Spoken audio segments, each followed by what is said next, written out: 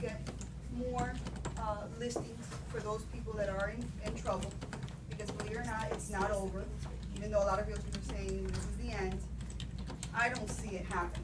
I still have plenty of work, and there's still a lot of people that are in trouble that have even done, let's suppose they've done loan modifications and are now, again, in default of those, because you know the interest rate does go up. It doesn't stay at that 2% fixed for the life of the loan, as a lot of other companies like to say.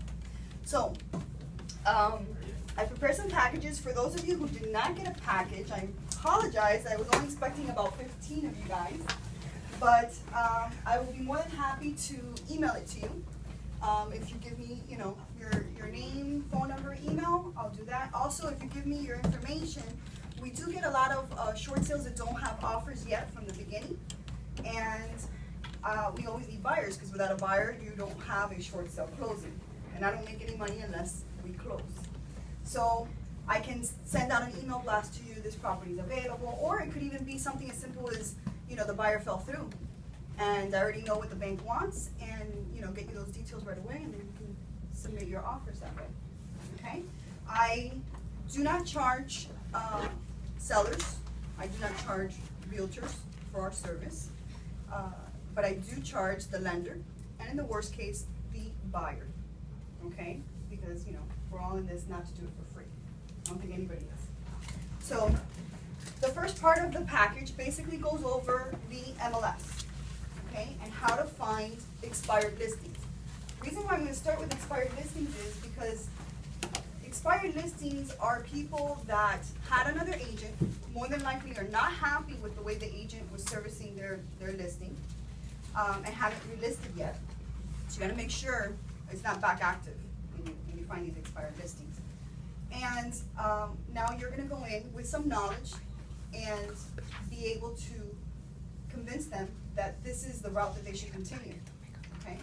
Now, there's a lot of attorneys out there right now that are telling them just do bankruptcy and let the property go into foreclosure. That's not necessarily the best advice. The reason for that is, you know, yeah, bankruptcy is going to exempt them from the mortgage, okay? They're not going to be responsible for that mortgage. And also, depending on their income, you know, some people may not qualify for Chapter 7. Some people may qualify for Chapter 13. So guess what? They lost the property, and they're still going to have to make payments. Short sale, especially with a lot of the government programs there are now, which this is something that I always do. I always try and put everyone in a government program, because I want to make sure that they sign at closing. So I want to make sure they get a full release of debt. And if I can get them money at closing, I will, okay, for relocation assistance or whatever the bank may be offering. So, basically, you want to go and approach these people with that knowledge, letting them know, listen, if you do bankruptcy, that property's still going to be foreclosed on. That's another myth that's out there. People think because you do bankruptcy, the property's not going to be foreclosed on. They think they're going to be able to save their home.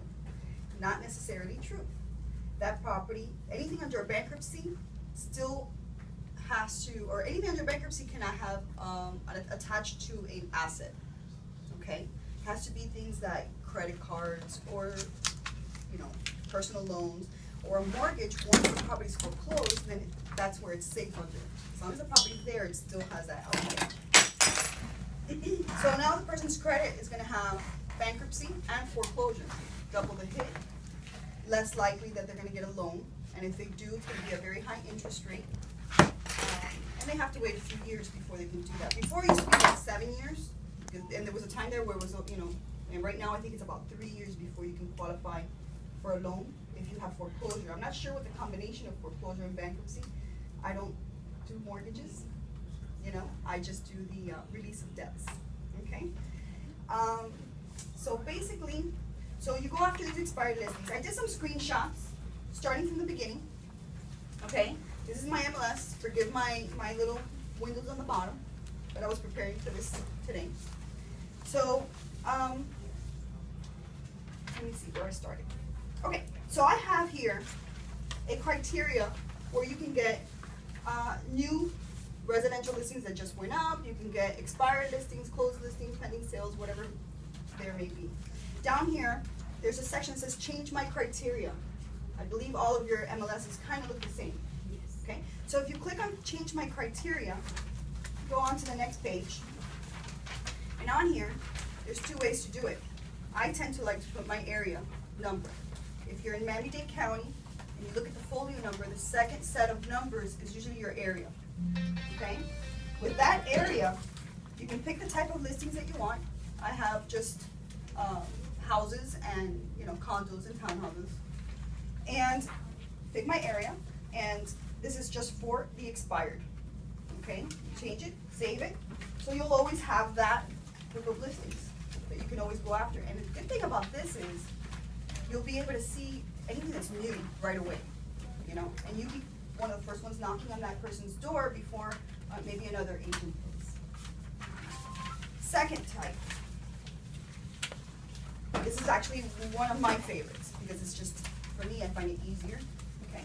And if any of you have any questions after, I'll be more than happy to go over it. You can always call me, come to visit my office, that's fine. This is just your regular search, okay? This is for RE1s. I just put expired on status. I put in my areas, and as you can see, with just these 5 areas, we have 5,605 expired listings. That's a lot. That's a lot of potential. Obviously, every single person you're gonna knock on the door, you're not gonna get, but there's plenty to go around for everybody. Okay. So just be aware and make sure that they are expired, but make sure they're not reactivated, okay? Because you don't want to be knocking on another agent's listing, and then you have a problem now with the DDPR or FREC, okay? Because that's happened to a few people already.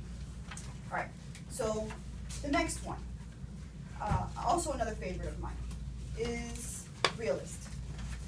I am a little old school. I know there's a new Realist out there, but I tend to like the classic. I can't help it. I've been doing this for at least about 10 years. So if you go to your tax roll on your MLS tab, on the tax roll, there's a button right above that says Realist Classic. Okay? Click on Realist Classic.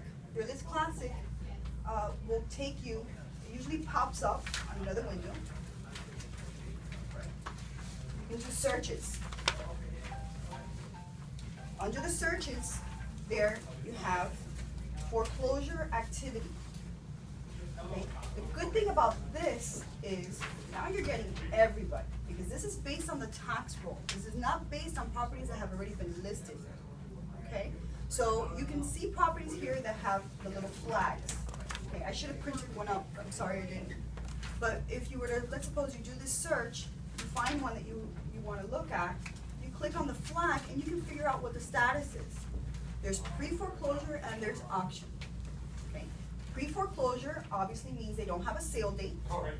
It could be an association foreclosing. It could be a bank foreclosing. Okay. Now, you want to find this out. Why? If there's an association foreclosing, that association can foreclose. A lot of homeowners don't know that. But even the way you approach it is a little different.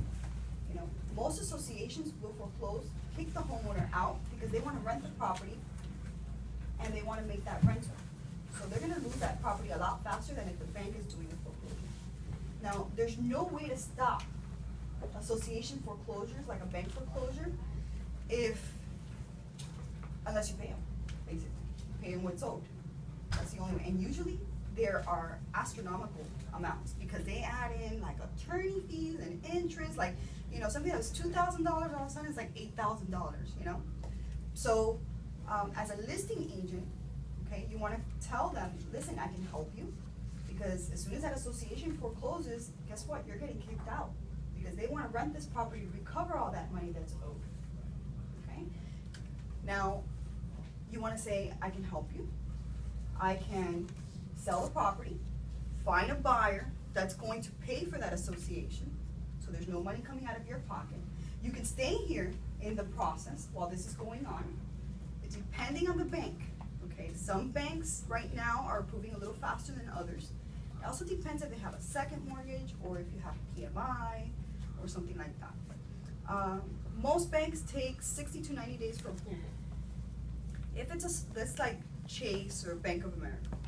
Now, if it's like a medium-sized bank, you know, we may be looking at 120 days. Now, if it's a small bank, by small bank I mean Regions, SunTrust, the nightmare banks is what I call them.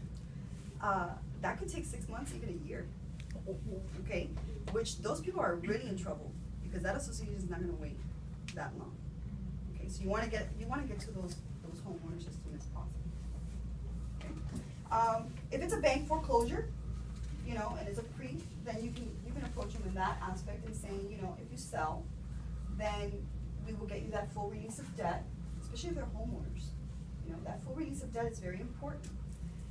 Now, if they live the property, obviously, we can put them in with a program called HAFA. With HAFA, they get